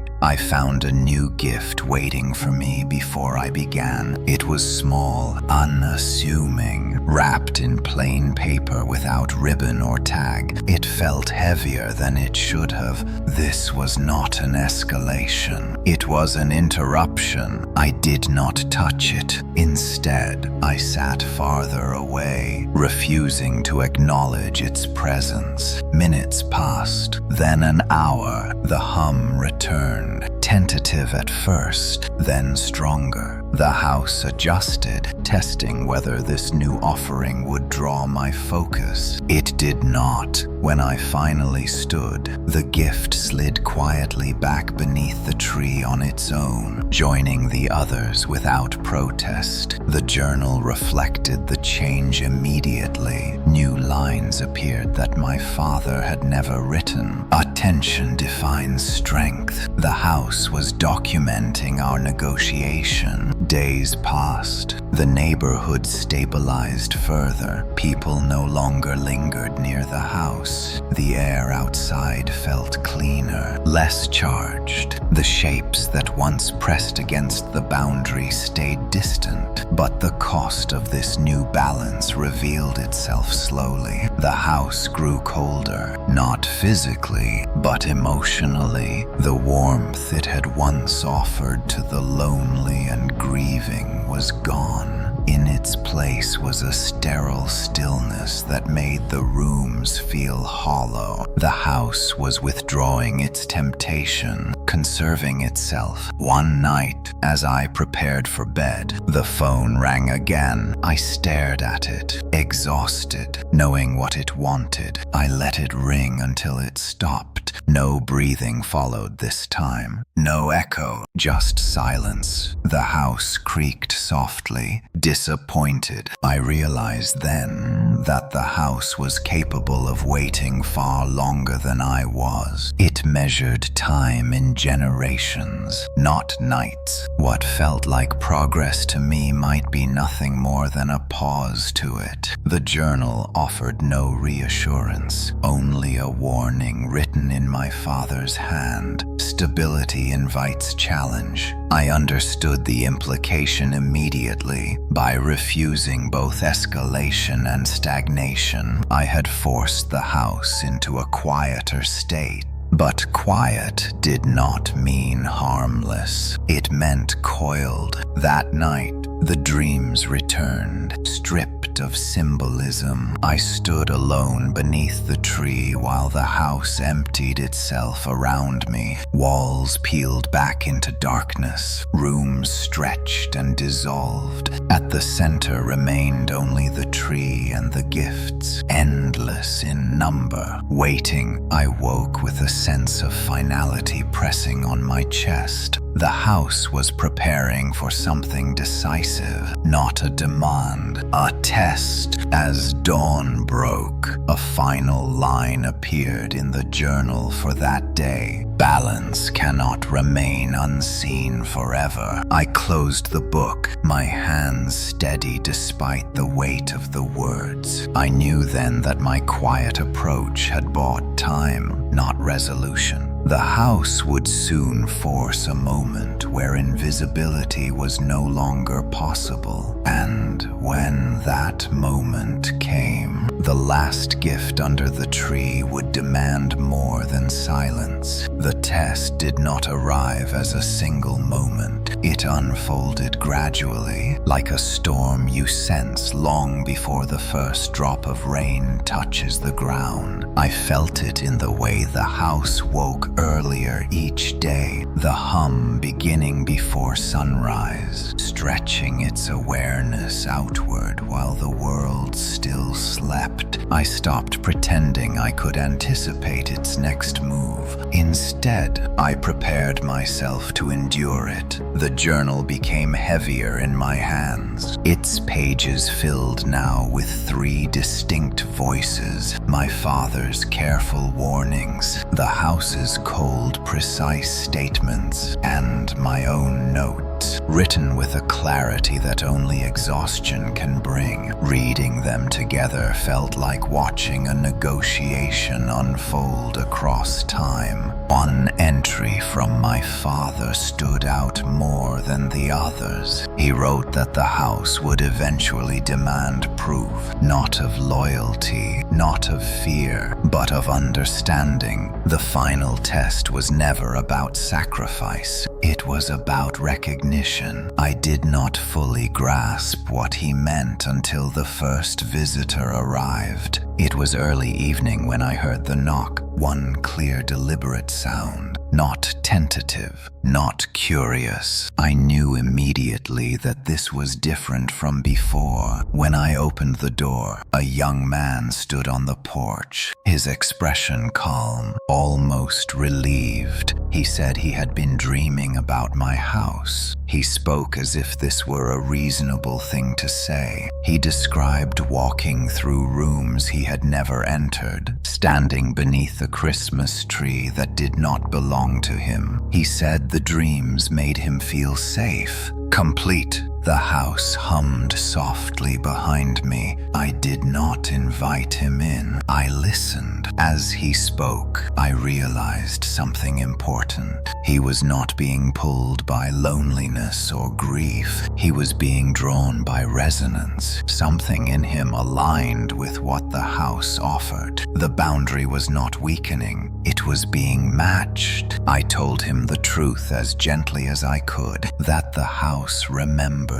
too much, that it asked for more than it seemed to give. He listened politely, nodded, and thanked me for my honesty. Then he asked a question that chilled me. If you understand it so well, why do you stay? The house leaned closer. I answered without hesitation, because leaving would mean forgetting what it protects. The hum deepened, approving. The young man smiled sadly and stepped away from the door. As he walked down the path, I felt the pull between him and the house stretch. Then snap, he paused once, as if reconsidering, then continued on without looking back. That night, the house changed. The gifts beneath the tree rearranged themselves into a careful order, no longer random or reactive. The air grew still, heavy with anticipation. I understood then that the house was no longer testing my resistance. It was preparing to be seen. The journal confirmed it. New writing appeared, deliberate and unambiguous. Understanding invites inheritance. The meaning struck me with sudden force. The house did not want to consume me or or replace me. It wanted succession, continuity beyond blood, beyond obligation. My father had assumed the role because it was given to him. The house was now asking if I would choose to pass it on. Days later, signs appeared throughout the neighborhood. People reported vivid dreams, not nightmares. Invitations, warm rooms, familiar voices. The house was no longer subtle. It was selective. I watched from the window as strangers paused on the sidewalk, frowning thoughtfully, then moving on. A few lingered longer than others. One woman stood for nearly an hour before shaking herself and leaving in tears. The house was learning who could see it clearly. I confronted it that night, standing beneath the tree as the gifts glowed faintly. I told it that succession was not ownership, that passing the role did not mean spreading the burden indiscriminately. The response came slowly. Then choose wisely. I understood the weight of that statement. The house was placing responsibility not just for balance, but for judgment. My father had protected the world by isolation. The house was now offering another path, not secrecy, stewardship. I spent the night awake, considering the consequences, to guide rather than hide, to teach rather than deny. It was a dangerous shift. One mistake could unravel everything my father had preserved. As dawn approached, a final gift appeared beneath the tree. It was larger than any before, but lighter than expected. The tag did not bear a name. It read one word: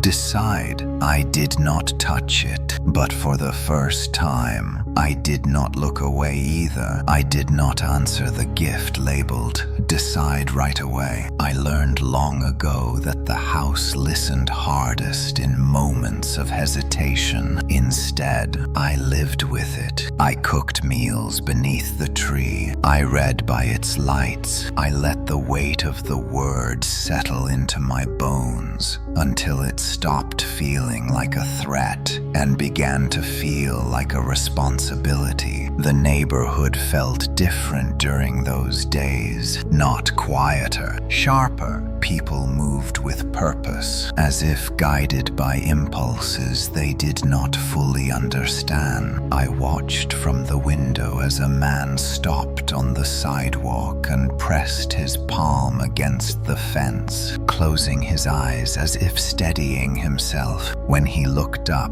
he seemed surprised to find where he was. The house hummed in approval. I realized then that selection was already happening. The house was not waiting for my decision to begin. It was observing reactions, cataloging resonance, testing clarity. The gift was not asking whether the process would occur. It was asking how it would be shaped. The journal offered no instructions, only a memory, written in my father's careful hand. He described a winter when a woman came to the door carrying grief like a weight she could not set down. He wrote that he felt the house reach for her, eager and gentle. He turned her away. She returned weeks later, hollowed by exhaustion, and asked again. He turned her away again. Months later, she was gone. He never wrote whether he regretted that choice. I stood beneath the tree and finally touched the gift. The paper was cool, not warm, and the weight inside shifted slightly beneath my hands, like sand settling after movement. I did not open it. I did not need to. I spoke aloud to the house, telling it that stewardship required boundaries, that inheritance demanded demanded consent, not attraction alone. I told it that I would not choose a successor in desperation or curiosity. I would choose clarity. The hum deepened, steady and attentive. That night, the house brought me a vision without my asking. I stood in the living room while two futures unfolded side by side. In one, the house remained hidden. The boundary held through isolation. The world outside moved on, unaware, until neglect thinned the line and the house took without guidance. In the other, the house was acknowledged carefully. A single steward learned, then another, each chosen with intent. The boundary widened without tearing. The cost was shared, but so was understanding. Neither future was clean, neither was safe. I woke before dawn, my chest tight with the knowledge that my choice would not save everyone. It would only determine how many were lost without knowing why. The first true candidate returned that afternoon. It was the young man from before. He did not knock this time. He stood at the end of the driveway, hands visible, posture open. He said he had not dreamed since our last conversation, that the absence felt like losing a song he had only just learned. I invited him to sit on the porch. I told him everything, not the symbols, not the rituals, but the truth that the house remembered, that it protected and demanded,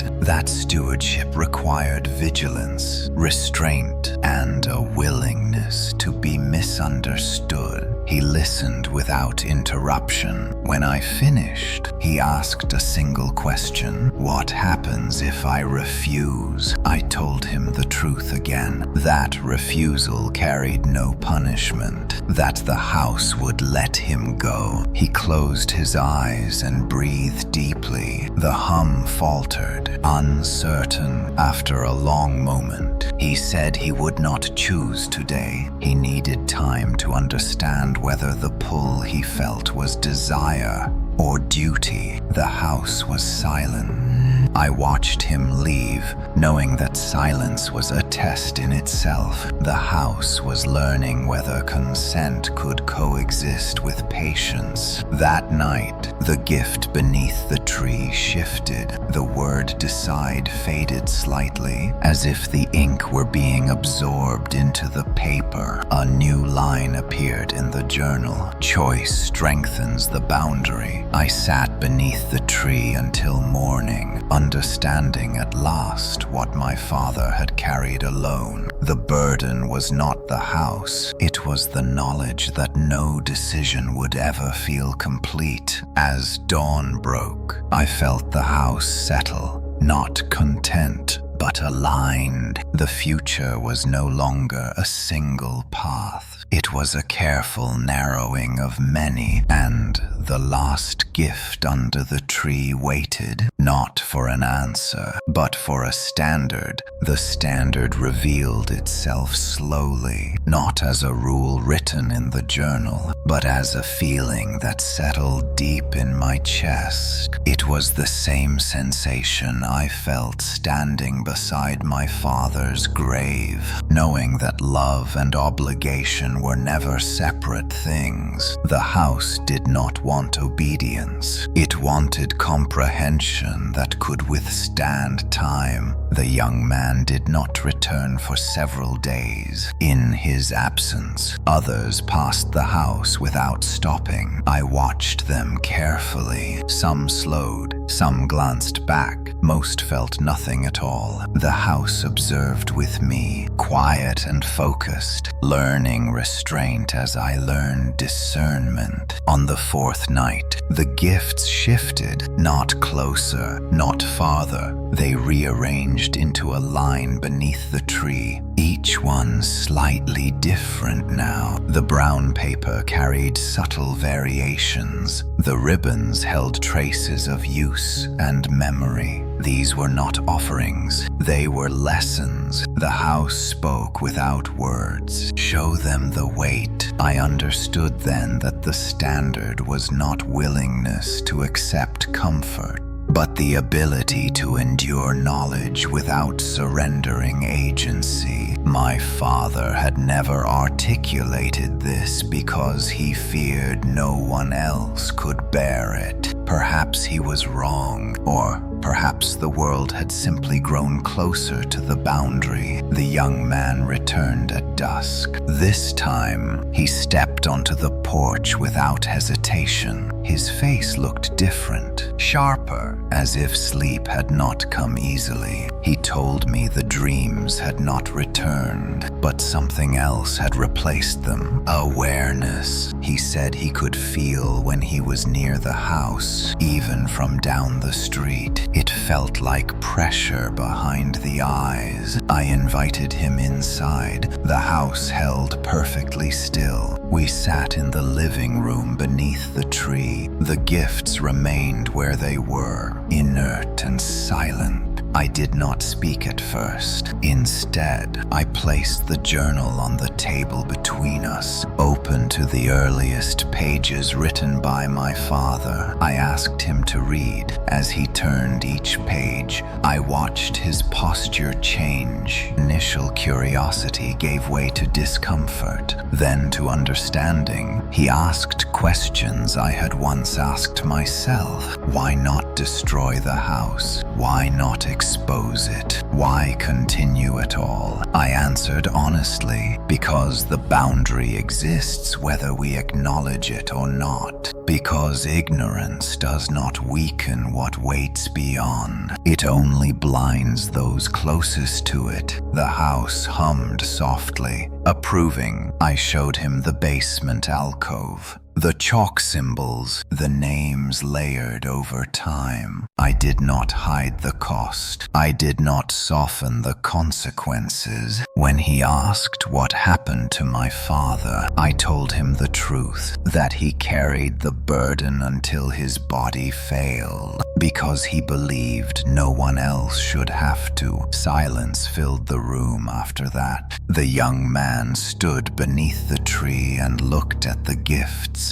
For the first time, they did not glow. They did not tempt. They simply existed. He asked if choosing stewardship meant he would never leave. I told him the truth again. That leaving was always possible. That forgetting was the only real danger. He nodded slowly. The house exhaled. That night, a new gift appeared beneath the tree, smaller than the rest. Wrapped carefully, the tag bore 2 words: witness and choose. The house was no longer testing me alone. It was testing us. The young man did not touch the gift, neither did I. We stood together, feeling the weight of it settle into the room. Outside, the street remained quiet. The world did not press closer. For the first time since my father died, I felt something loosen inside me. Not relief, shared vigilance. As midnight passed, the journal wrote one final line for the night. Stewardship begins when knowledge is carried together. I closed the book gently. The last gift under the tree remained unopened. Patient and watchful, the house had accepted the standard. Now it would demand consistency. Consistency was harder than courage. I learned that in the days following the night, the house accepted the standard. Sharing vigilance did not lessen the strain. It redistributed it. Every decision now carried the awareness that someone else was watching the same line I was trying to hold. The young man stayed, not as a guest, but as an observer. We set boundaries immediately. He slept in the spare room, never beneath the tree. He asked permission before entering certain spaces. He learned the rhythms of the house the same way I had, through attention,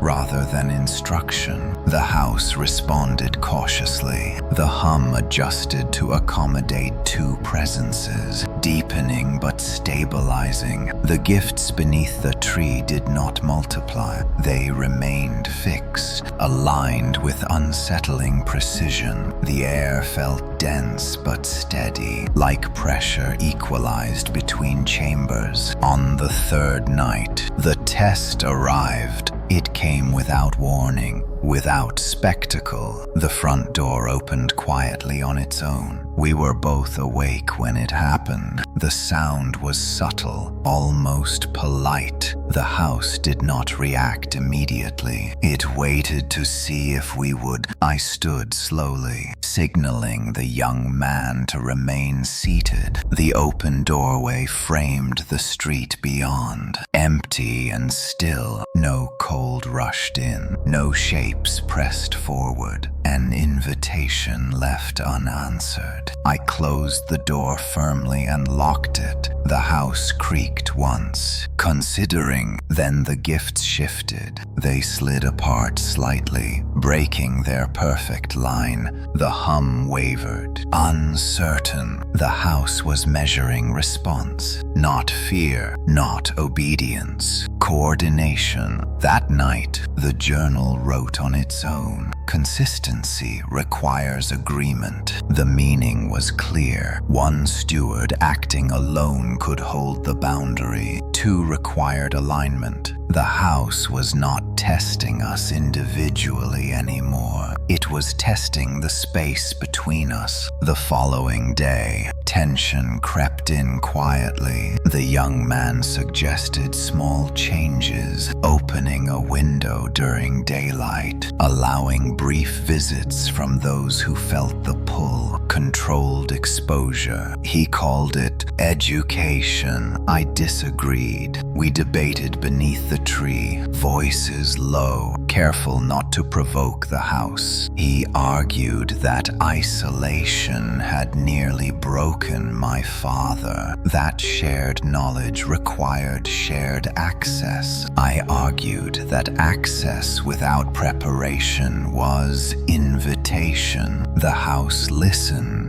The hum shifted subtly, leaning toward neither of us. That frightened me more than open preference would have. Indifference meant it was watching the outcome. That evening, a neighbor stopped in front of the house and did not move. She stood on the sidewalk, staring directly at the front door, her breath fogging in the cold air. She did not knock. She did not leave. The young man looked at me, waiting. I shook my head. Minutes passed. The neighbor remained. The air grew heavy, the pressure mounting. The house was not calling her in. It was asking us to decide. The young man stepped toward the door. I stopped him. The house reacted instantly. The hum spiked, sharp and loud, rattling the ornaments on the tree. The gifts shifted violently, scraping against the floor. We froze.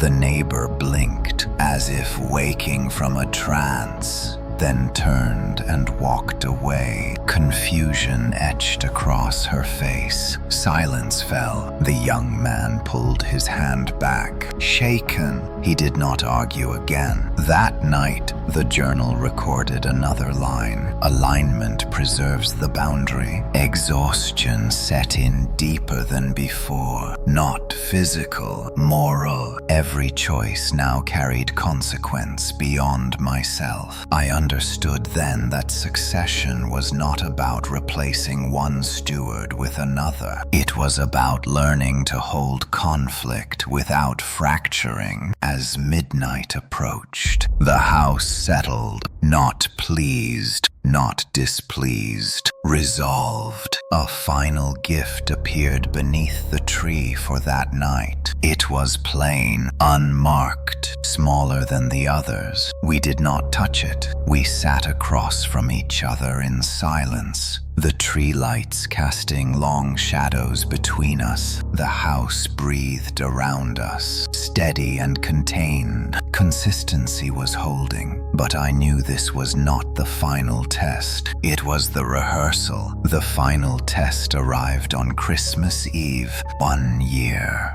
To the night after my father died. I knew the date without checking the calendar. The house knew it too. From the moment dusk settled, the air carried a familiar weight, heavy with memory and expectation. The Christmas tree lights glowed warmer than they had in months. Not flickering, not pulsing, but steady, almost reverent. The gifts beneath the tree had changed. They were fewer now, only 3 remained, each one larger than the last, wrapped in the same brown paper my father had used, the same faded ribbon tied with deliberate care. The sight of them made my chest tighten. This was no longer a rehearsal. This was the reckoning. The young man stood beside me, silent. Over the past year, we had learned to move without speaking, to read the house and each other through shifts in pressure and sound. Tonight, that understanding felt fragile. At exactly 11:58, the front door unlocked itself. Not open, just unlocked. The house was offering possibility, not instruction. Outside, the street was empty. No neighbors, no passing cars. Snow drifted down softly, untouched, absorbing sound. The world felt paused, balanced on the edge of something unseen. The hum deepened, filling the house with vibration that pressed into my bones. I understood then what my father had never written. The last gift was never meant for anyone living, because it was not an object. It was a role. The house did not need a sacrifice. It needed certainty, a moment when the stewards would prove that the boundary would be held,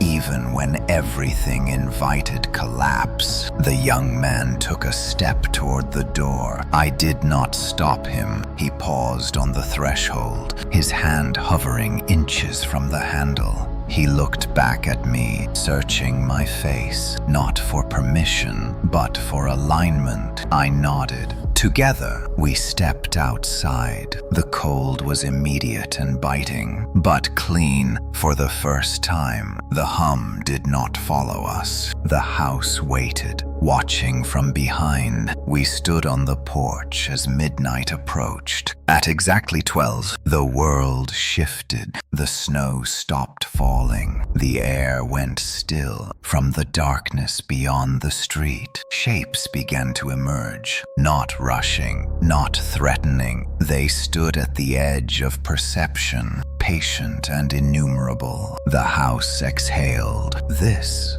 was what it had been holding back all along. The young man whispered that he understood now, that the house was not protecting us from monsters. It was protecting the world from remembering them. We turned back toward the house together. The door remained open. Inside, the 3 gifts beneath the tree had changed again. They were no longer wrapped. They were empty. The meaning struck with brutal clarity. Stewardship was not inherited through objects or rituals. It was proven through choice. We stepped inside and closed the door. The moment the lock turned, the pressure outside broke. The shapes dissolved like breath in cold air. The hum vanished completely, replaced by a deep settling silence that vibrated through the walls. The house was no longer holding back the dark. We were. The Christmas tree lights dimmed slowly, then went out, leaving the room in shadow. When they came back on, there was only one gift beneath the tree, small, plain, unmarked. The journal lay open on the table, its final entry written in my father's hand, though I knew now it was not truly his. The gift is never for the dead, it is for those who choose to remember. The young man sat heavily on the couch, breath shaking. I felt the weight settle into me as well, not crushing, but permanent. Outside, Christmas morning arrived quietly. Cars passed, lights turned on in neighboring houses. The world resumed, unaware of how close it had come to being invited inside. The house did not hum, it listened. As dawn spread through the windows, I realized the truth that would never leave me. There would always be another Christmas, another night, another choice, and somewhere in a house that looks like any other, the last gift would always be waiting, not for anyone living, but for those willing to stay. The story ends here. Thank you for watching and listening to the whole story. Please subscribe to the channel and turn on the bell to listen to the next stories.